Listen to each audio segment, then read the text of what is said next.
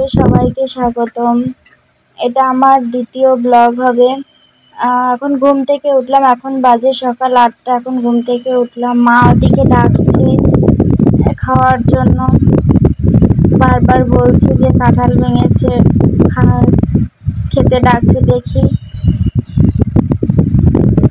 এই যে কাঁঠাল ভেঙেছে, কাঁঠালটা খুব সুন্দর ছিল খেতে। আবার সকাল সকাল দেখি বাবা কিছু আম পেড়ে রেখেছে, অনেকগুলো আম পেড়ে রেখেছে। এগুলো হচ্ছে আমরুপালি আম, ছোট ছোট আমগুলো, কিন্তু খেতে অনেক সুন্দর, অনেক মিষ্টি। আমি এগুলো একটু দেখছিলাম, পাকা হলে খাবো, সেই চিন্তা ভাবনা করে একটু দেখছিলাম পাকা আছে নাকি। বাইরে বেরোলাম একটু। ওইটা হচ্ছে পেছনের বাড়িটা হচ্ছে আমাদের বাড়ি, আমার বাবার বাড়ি।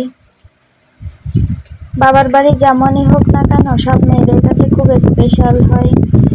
এখন লেবু গাছটা দেখায় আমাদের, অনেকগুলো লেবু হয়েছে দেখুন, ছোট ছোট অনেকগুলো লেবু হয়েছে।